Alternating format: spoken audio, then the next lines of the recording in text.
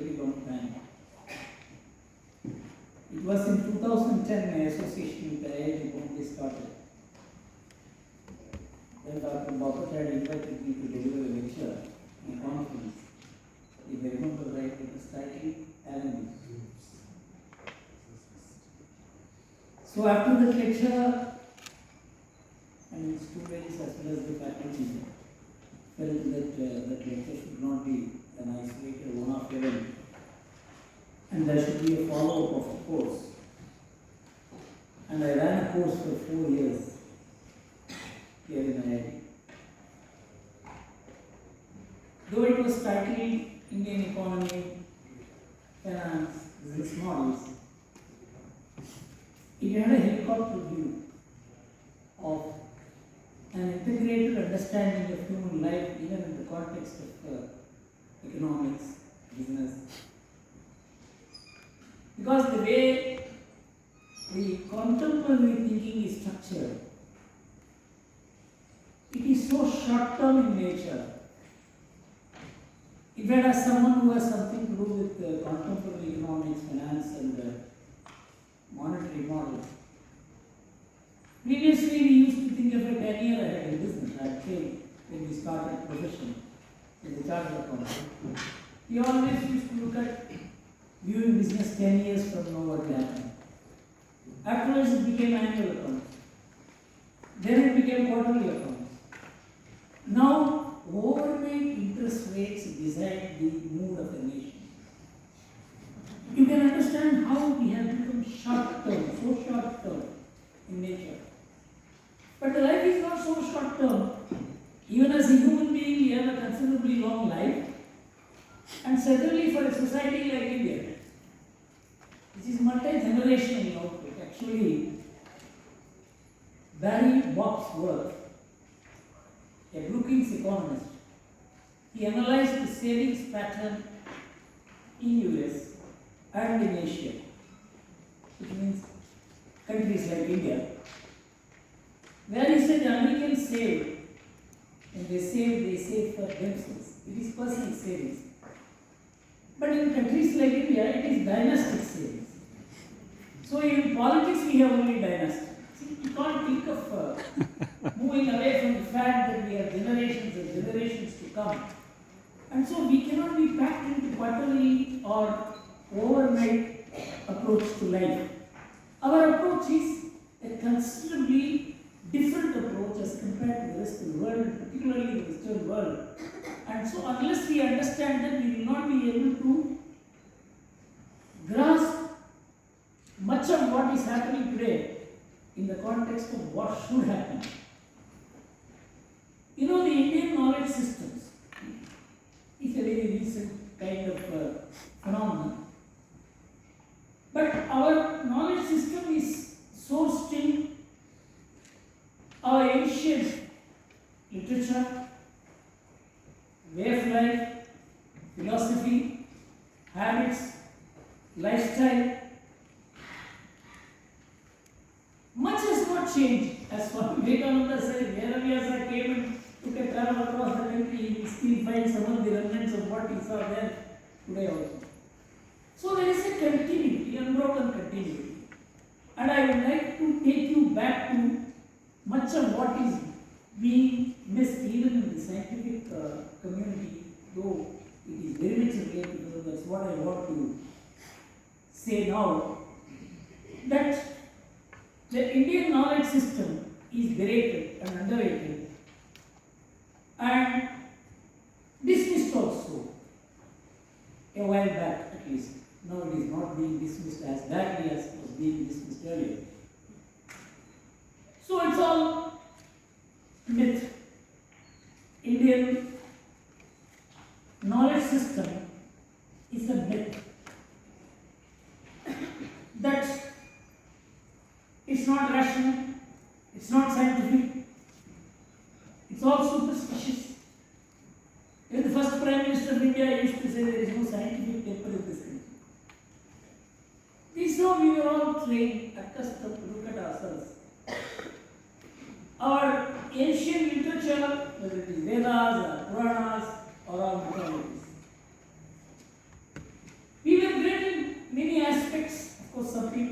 seat that we had, great assignments in different areas of human endeavor. But they always said these people are a huge failure in economics. It has been a poor country, it has been a rotten country, it has been a wretched country. This is how we were pictured to ourselves. And we never even had an idea of a nation. We were never a nation. Some people used to say we were just an ideal geographical construct. We became a nation only thanks to the British who established the post office and railways. This is how we were being presented to ourselves, and we believed, we taught, and we understood, we told the world that we were never a nation. See, this is the kind of distortion from out of which we have to gain knowledge about ourselves. So, I have to now move away from the contemporary understanding of what we are and the world is, and how the world perceives us, and how we should be perceiving the world. So, the first thing I would like to say is whether, as we have been told, as the West has told us, is all our past a mythology, myth? If this question is answered, if it is proved to be a myth, we need not have to talk about Indian knowledge systems. We have nothing to talk about. But if it is not a myth, if there is some truth in it, which is of contemporary relevance and even future relevance, then what we have understood about ourselves or made to understand or made to believe is not right. This is where I would like to begin. For example, take the Vedas. Curious sounds, meaningless sounds, going up and down. Thousands of years people have been shouting like this. And there is no, in fact, it was first reduced into writing only during Krishnadevaraya's period. For thousands of years, it was only from, it was heard and passed on from generation to generation, a kind of heritage which no other civilization would have managed. It's an unbelievable kind of transmission of a sound. We never understood the meaning of it, we called it meaningless, worthless, and we derided people who kept this tradition alive. It was all on the basis that there was some Saraswati river, which is mentioned in Vedas, which is mythical because it did not exist. But in 2014, the ISRO came out with a report through the remote sensing satellite that Saraswati river did exist. And because of tectonic changes, it broke into two. Half of it merged into Yamuna, and half of it merged into Satluj. And even now, subterranean Saraswati flows, and they have made hydrological findings in 3 places, in Haryana, in Rajasthan, in Gujarat, through the traces of the ISRO findings, and found Himalayan water flowing underneath. My mother used to say, Saraswati is passing subterranean way. She used to tell this to me. Today, hydrological findings and ISRO remote sensing has definitely proved that a huge Saraswati river did exist. So, when Vedic rishis spoke of Saraswati river, they were seeing the Saraswati river, they were praising the Saraswati river.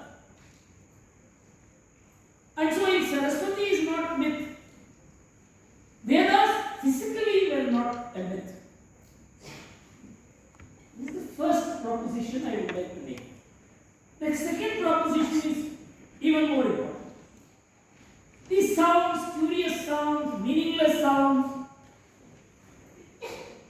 this was perceived by great scientists as having the answers for the questions of modern science.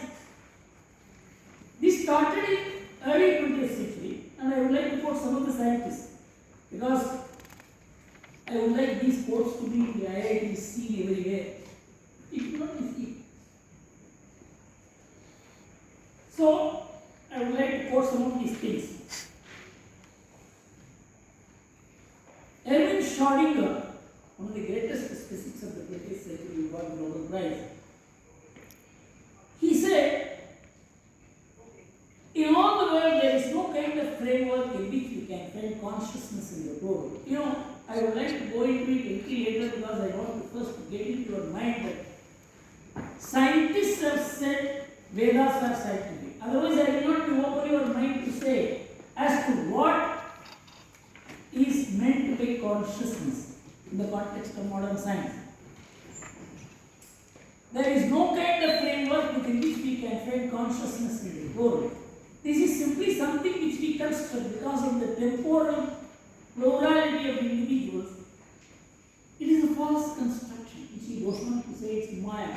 It is not some exponent of Advaitic philosophy saying, it is a Nobel laureate, Schrödinger, who goes on to say that the entire world which we see is false. How it developed, I will tell you. How this thought system developed, how it evolved. But I am first giving you an opening. Otherwise, you will not believe what I am going to say. The only solution, this I will prove it later, I will take it later to this proposition. The only solution to this conflict, so far as any available to us all, lies in the ancient wisdom of Indian Upanishads. Some retrospection is needed from the east to the west. If west is to be, Western science is to be saved from spiritual anemia, Vedanta teaches that consciousness is singular. Mark this, this he says in 1930. Consciousness is singular. All happenings are played out in that one universal consciousness, and there is no multiplicity of ourselves. Sorry. This is one Nobel laureate. Next, Werner Heisenberg, one of the greatest physicists and co-founder of quantum physics and Nobel Prize winner. After conversation about Indian philosophy, some of the ideas of quantum physics that had seemed crazy suddenly made much more sense.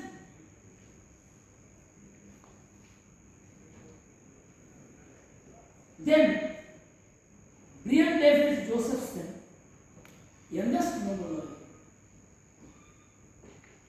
The Vedanta and Sankhya hold the key to the laws of mind and thought process, which are correlated to the quantum field, that is the operation and distribution of particles at atomic and molecular levels. Tell me, how many IIT students know this? I go into the Upanishads to ask questions. Neil Bohr, Danish nuclear physics, all the names I am mentioning are Nobel laureates. I go into Upanishads to ask questions. Neil Bohr, Danish nuclear physicist who developed Bohr model of the atom. Then Charles Towns, American Nobel Prize winning scientist. He said Indian students should value their religious culture, and of course the classical Indian culture bears importantly on the meaning of life and values. I don't separate the two. To separate science and Indian culture would be harmful. I don't think it is practical to keep scientific and spiritual cultures separate in India. Why? I will explain to you, you will be amazed. Why Charles Towns says this? You will be amazed when I am going to reveal the facts. So there are many like this. Modern physics is an exemplification and refinement of the old Hindu system. Robert Oppenheimer, the most terrifying scientific achievements of the West are the mythical experience of Bhagavad Gita. And he goes on to say, the greatest gift that the 20th century gave us was the Vedas. If scientists perceive Vedas as having hidden the secrets which the modern science is not aware, it will be Vedic rishis were not fools. They were scientists. They could understand the secrets of nature. They could perceive from a terrestrial view. As you go higher and higher, you break the silos. We are all boxed in silos. Our knowledge system is limited by silos. Specialization destroys knowledge. Unless you destroy specialization, you won't get knowledge. Specialization may give you an accurate understanding about how an ant moves, but that's not going to define the world. That's not going to make you understand. For example, the other day when I was delivering a lecture in India Yoga and the advice of the Prime Minister, which I will relate to you later, one of my friends told me that he had, before that lecture, which I mentioned in the lecture also, that he had some eye problem, and when he went to the eye hospital, they said there are 8 specialists there, you have to meet all the 8 people. That is how we are now dividing knowledge. Knowledge is not divisible. We are dividing knowledge. Modern education system divides knowledge.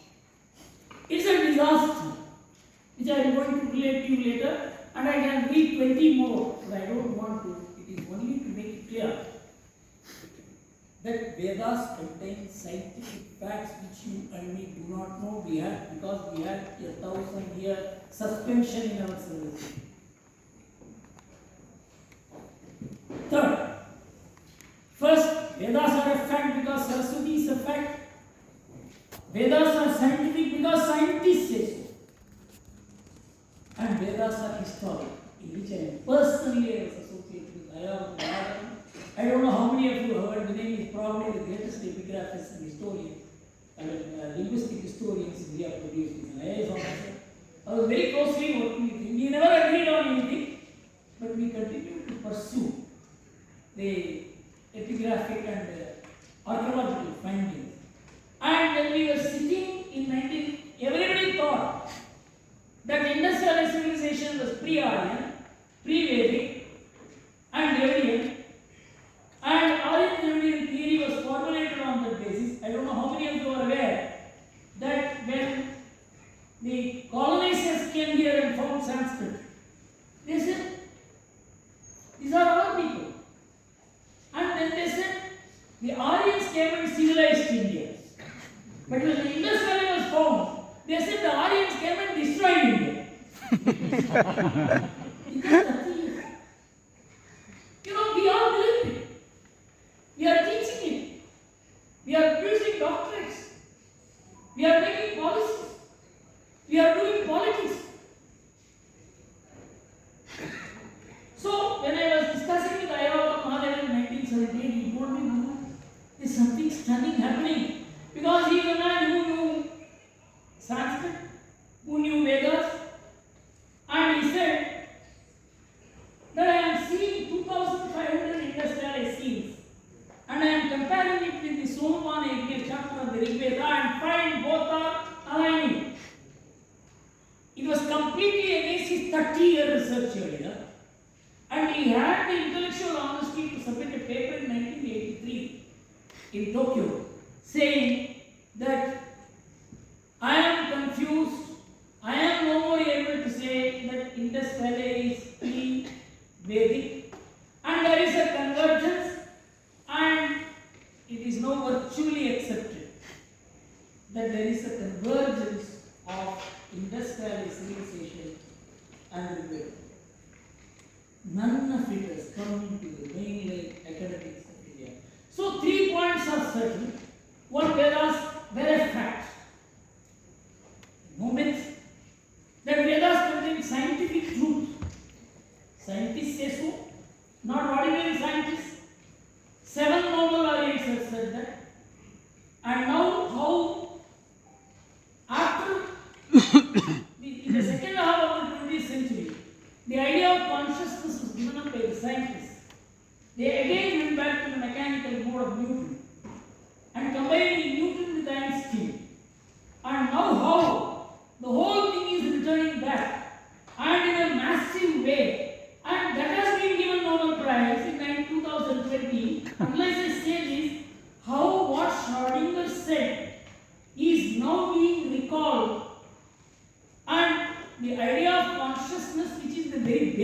of our Vedic view of what the universe is, where it originated.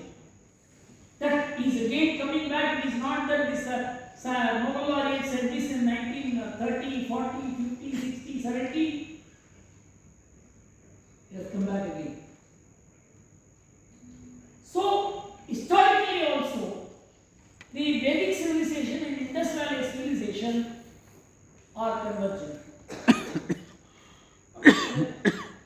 Today the position is Vedas only contain the answers for the modern scientific questions. This is what I read out Schrödinger to you. He said, the only solution to the conflict whether the consciousness is singular or plural, insofar as any is available to us all, lies in the ancient wisdom of Upanishads. So, if Vedas are answers to modern science, where the problem arose, I think. Newtonian model said the world, the entire universe is divisible to 72 elements. That's all. You can see all of it. But when Einstein went deeper and found that's all atomic, you can't see it. To see it requires enormous amount of effort. It goes beyond sensory perception. Then the entire mechanical theory collapsed and the quantum theory came. But in the quantum theory also, they could not explain what moves the neutron. So it stopped.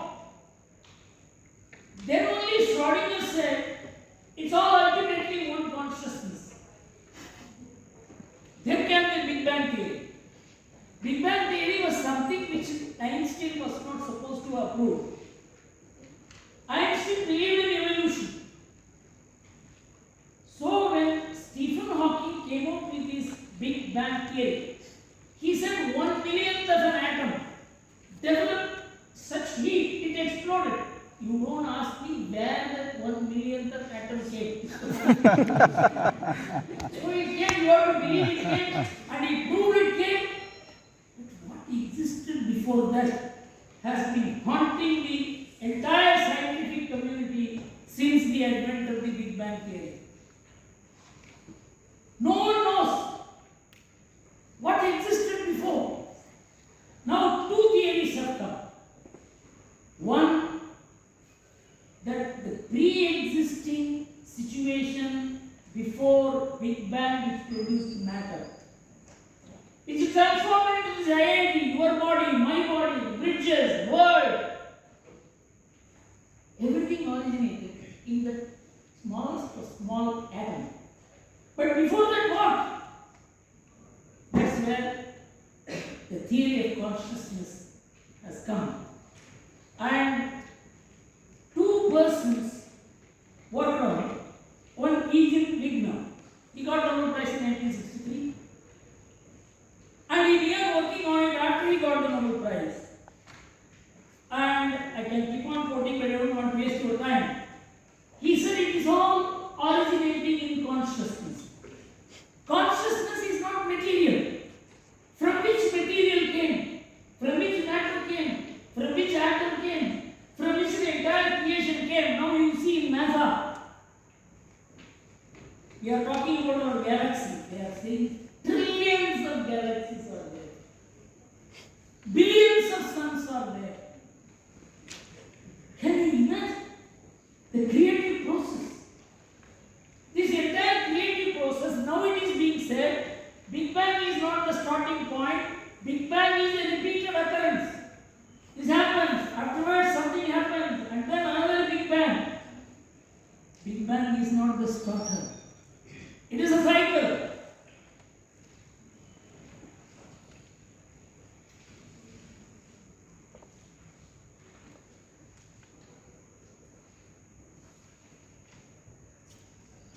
So the latest advancement of Schrödinger's theory is Roger Penrose, who got the Nobel Prize in 2020 in physics, who said there was a pre-existing consciousness which produced the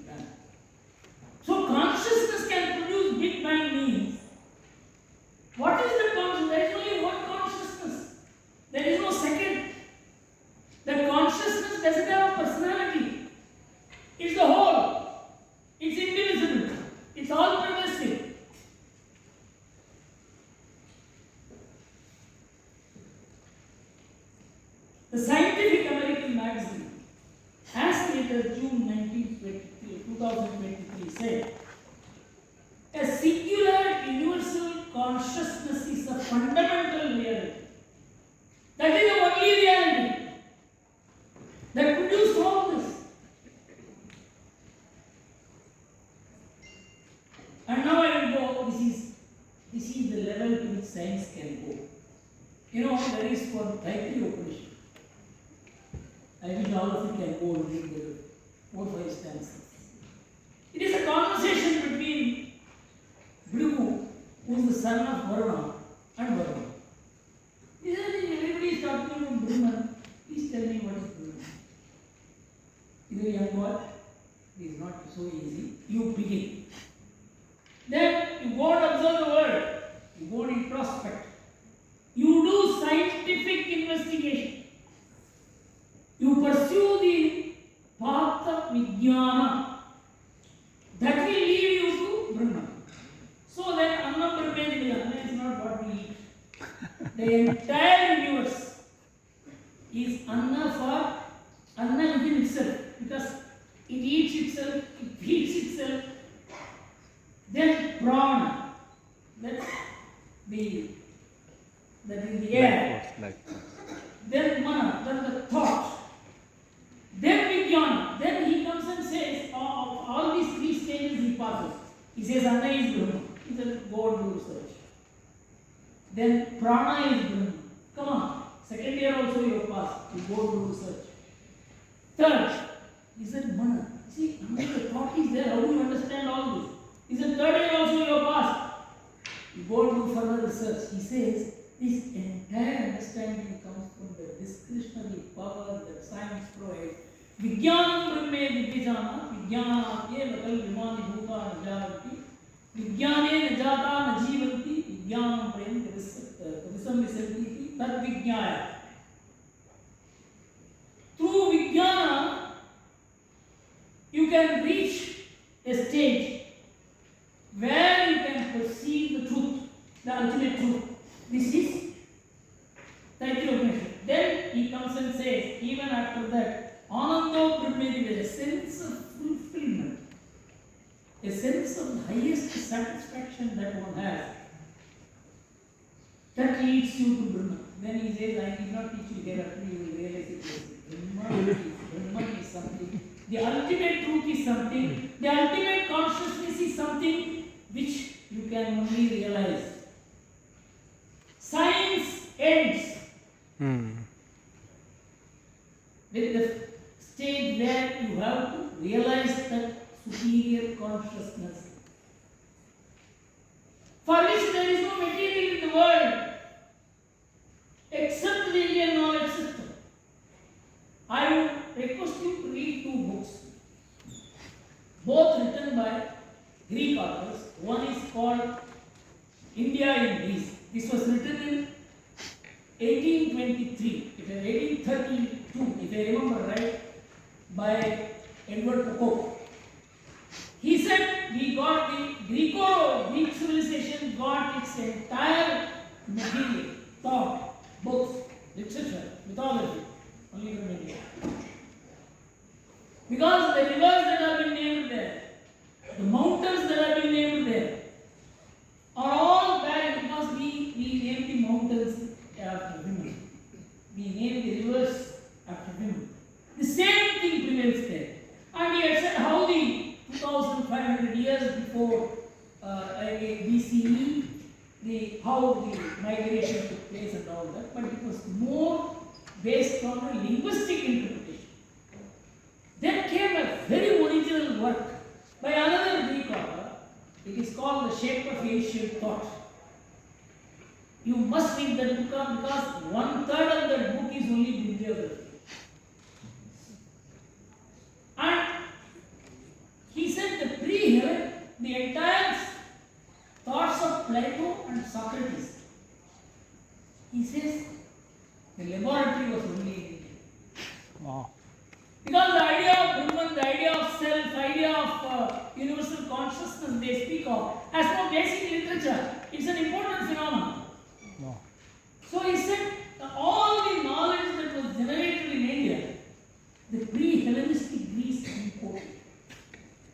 The post-Hellenistic Greece exported to India. That was his theory.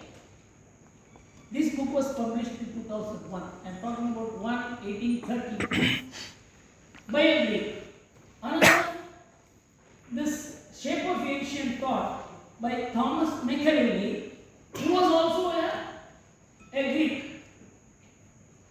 So, India was the source of what is called real knowledge. Fake knowledge can be generated anywhere. All the economic theories that have been trotted out in the last 30 years have been fake, has been admitted by economists themselves. In fact, when I took the IIT class, I showed pages after pages to them. They are hitting each other. You are a fool. You are an idiot. This is so. Economists are, you misled. You misled. Everybody misled. That's the point. So these are not true. The transient overnight interest rate is not true. Quarterly balance sheet is not true. So we are concerned with higher truth, about which I am going to tell you how this whole thing isn't just something which we perceived and began to expound, began to debate, began to have discourse, or has to do anything with the way we live. That is the most important question. Is all this having any impact on our lives? The way we are structured? This is the most important thing. So, last October, last about June, I had a discussion with the Prime Minister on his G20 motto. One Earth, one family, one future. I told him, what you say maybe can be understood by some scholarly Indian, but not by ordinary Indians. Because we have moved far away from this position. We are on overnight interest rates today. So we cannot understand from a terrestrial perspective what the world is, what environment is, what lifestyle is. So we have got to make it more concrete. He asked me how. Then I explained.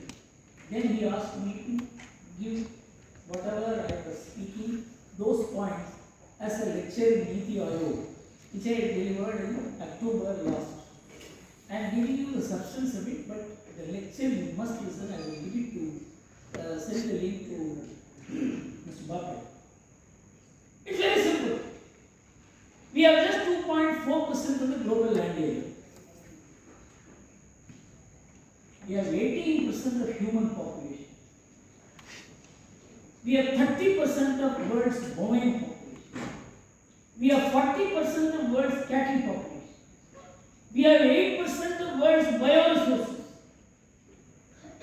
How is it that on a small piece of land, you can maintain this huge ecological circus? And even further into it. In 1960s and 70s, when we did not have food to eat, the cattle population kept rising. We didn't eat them. How is it that we maintain this? I'm giving you the clue. We have half of our land, 1% of, that is about 45% of Indian landscape is farmland. This is the greatest gift that God has given to us. That is, out of the entire global surface area, 10.2% is farmland, the whole world. Out of which we have 1/10 in India. Wow. And out of this 10.2% farmland, almost 8% is used for meat farming. Oh. Only 2.3% or 2.4% is used for crop farming. We use our entire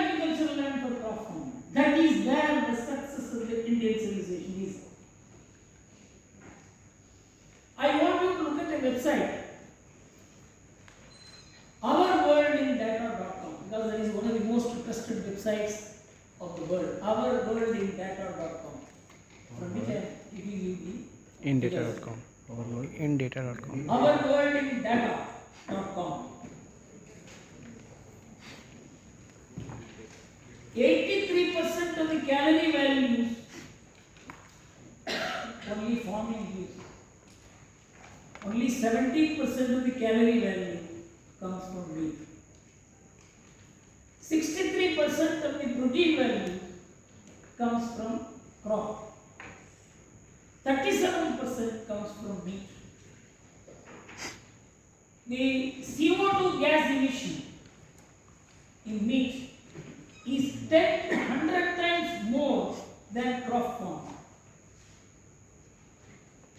We in India also eat meat. Nearly 60% of our population eat meat. But we don't eat meat as main food. Cropping cereals are our main food. That's a subject. So our average meat consumption is 3.1 kg per head per annum. In 2001 it was almost 5. It's actually coming down. And in America it is 128 kg per head per annum. In Europe it's more than 110. In South Africa it is 220. You know the meaning of this? If Indian food habits shift to the American food habits, we will need 6 times the agricultural land we have. And we will choke the world with CO2 gas emission, CO2.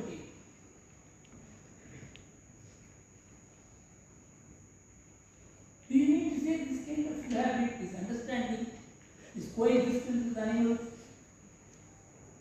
is not an accident? ईशावास्यम् इदं सर्वं यत्किञ्चित् तेन बुद्धिदाः मा वृथा कस्य सुदनं. This is the overarching principle of both environment and economy. The entire universe is the manifestation of the divine. Mahatma Gandhi says, if the Hindus lose the entire literature of theirs and only this one Upanishad is with them, they will be able to survive. That is the significance Mahatma Gandhi attaches to this Isavasya Upanishad. The entire world is a manifestation of God. The next sentence is important. Yatkinjat jagatyam jagat. Tena katyena buddhidaha mādhava kasya buddhi. Please consume only what is your share. Don't take other share. This is simple slow. Others means not other human beings. It is a cattle. It is a boy. It is nature. That's why we worship nature, we worship cattle, we worship snake, we worship everything.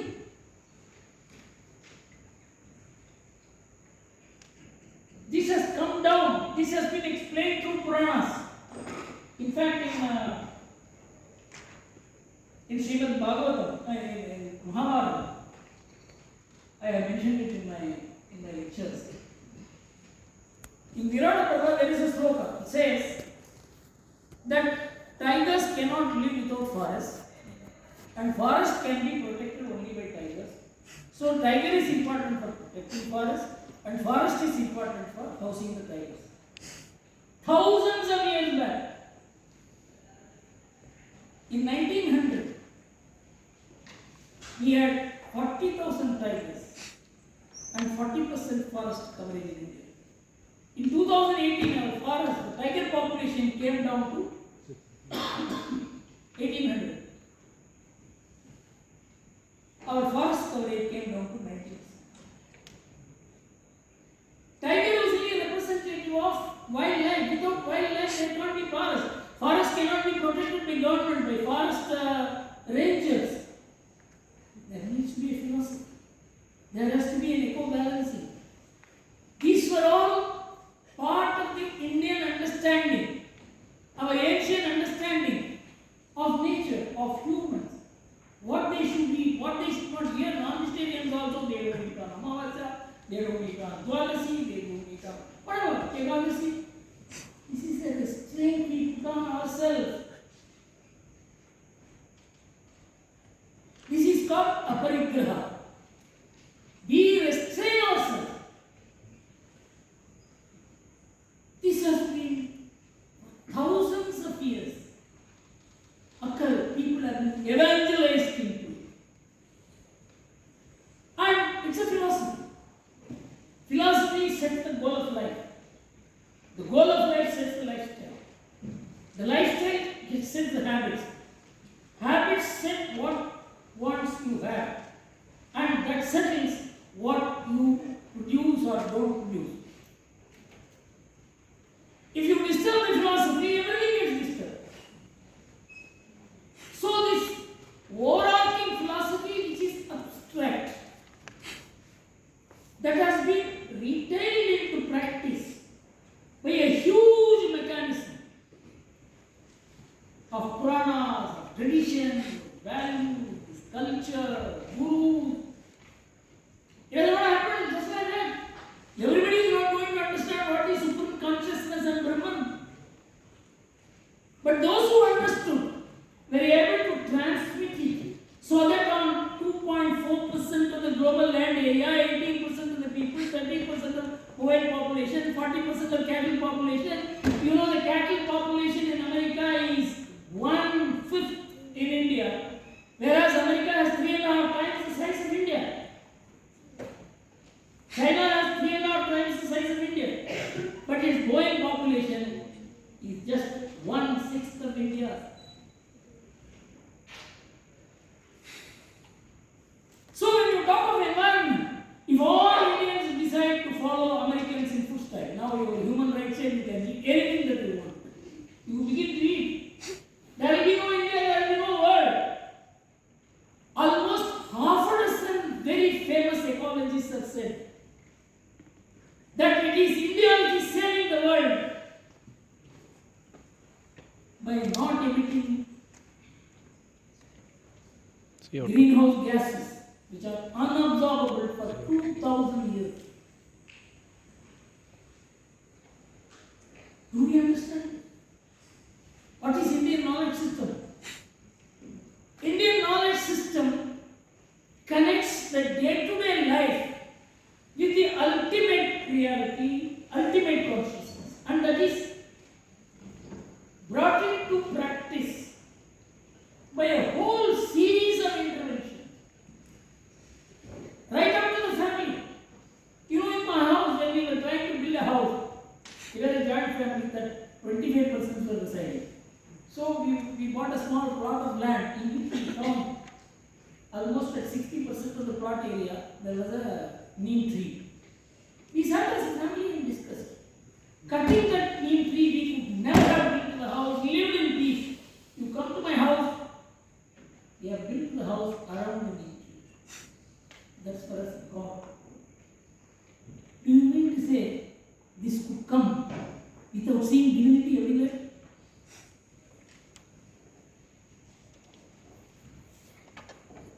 This is the Indian knowledge system's origin, source, fundamental, which the Nobel Prize in 2020 says universal consciousness is fundamental. Of course, for them it is only theory. For us it is in practice. The most important gift that India could give to the world, that it is not theory, it is not books, it is not text, it is not Puranas, it is not Vedas. It's actually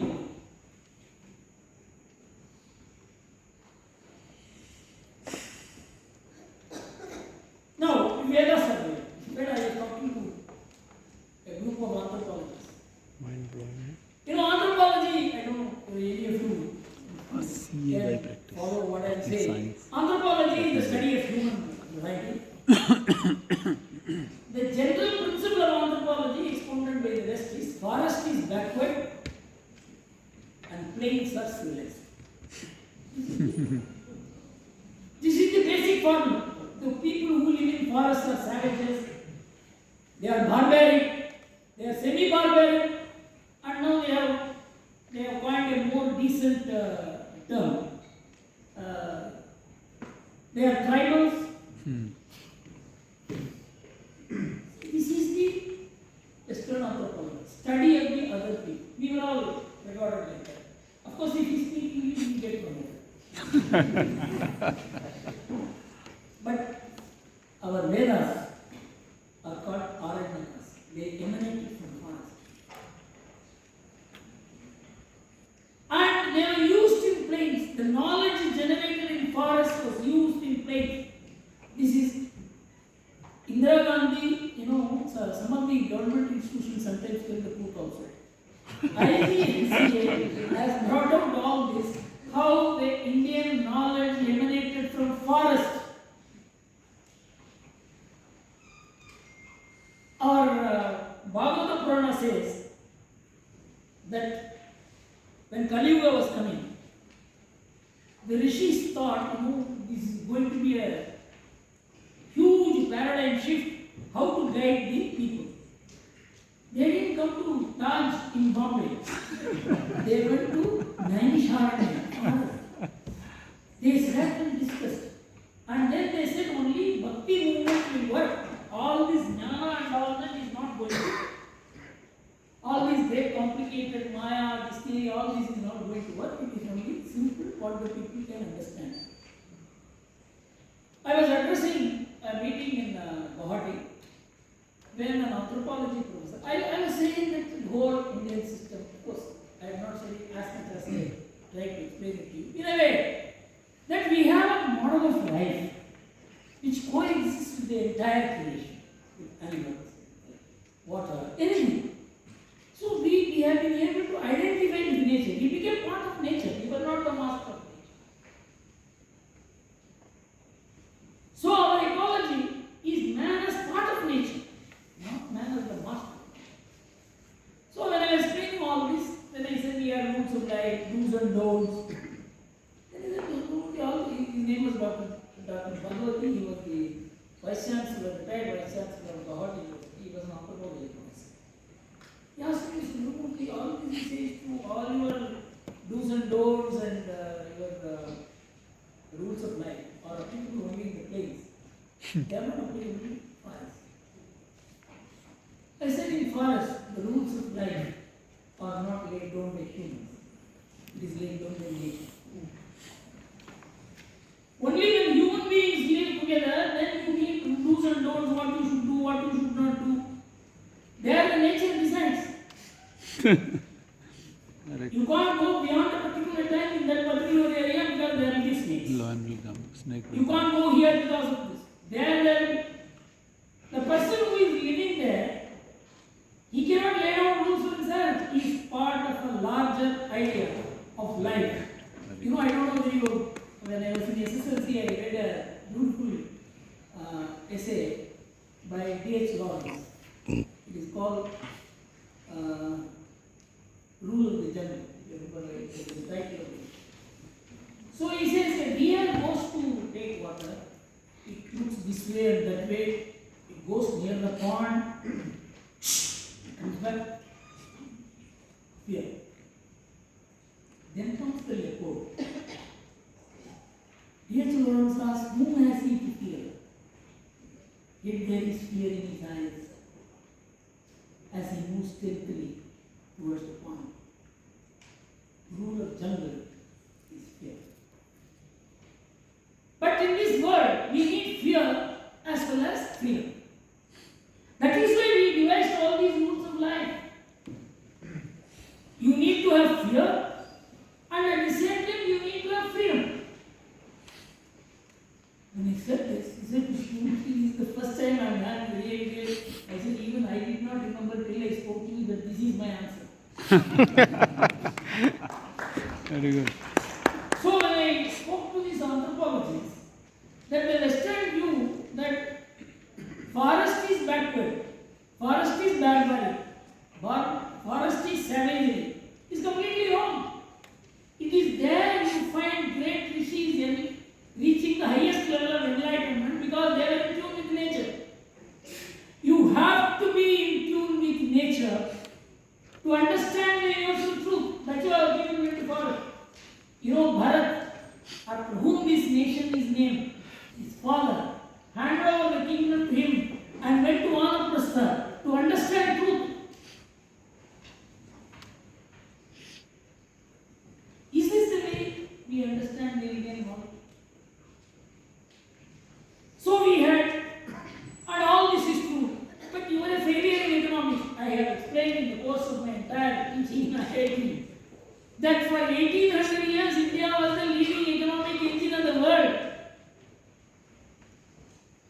And when I spoke to the IIT students were not aware. And this research was 1983 and 2001. I was talking in 2010. IIT was not aware. It's a global research. But by Paul Bayok and Andrews Madison, which is now accepted as a standard research, how is it that India built that prosperity? And 1934 Bank of International Settlement report, Bank of International Settlement, one of the most modern organizations. In 1934 they brought out a report that for 4 centuries India accumulated 15% of world's gold reserves. That was the extent of export surplus of India. But that is not the India that you know. That is not the India that is taught to you. That is not the India that is presented to you. That is not the India you present to the world. So Indian knowledge system was not an economic failure. It was an economic success because we used the resources most positively. Whether it is human, animal, nature, tree, water, everything is based on conservation. In our village, we used to see water flowing like this. My mother used to say, don't waste water. So water is there when your mother is saying, don't waste water. That was the rule of nature. We have lost it. We have destroyed that culture. So we are not in tune with nature. We are not tuned with Vedic way of life. This material, but the source is non-material. So we are a very peaceful and non-violent society. Why? If you can't harm animals, you can't harm human beings. I will give you the best research on this subject by Professor R.J. Raman of Hawaii University, who has built a huge website, 30 years research, and that website is called Power Kills. You must go to the website. Power Kills is the website. 30 years he built the website and found, till the 13th century, he found that for 2,500 years, there were 1.2 billion people killed by humans, action against humans. 1.2 billion people. He said till the 13th century there was no killing in India. Except Ashoka's Kalinga war in which 100,000 people died.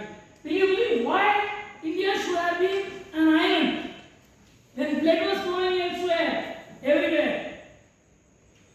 There is a philosophy of life.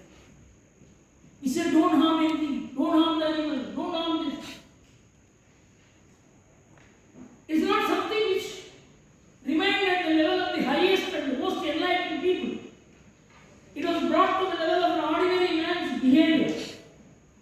The output is, in macroeconomics, you always say if the price is low, if the GDP is more, if the employment is high, everything is all right. Nobody goes into how it happened. Like that, if there is no violence, if you live in tune with nature, if you are having a kind of an attitude that the whole world is one, the universe is one, this is the output, means there must be a source of thought. This is the origin of the Indian knowledge system, and I am very happy. It's a very vast and deep topic, and I am happy that you gave me the time to explain. And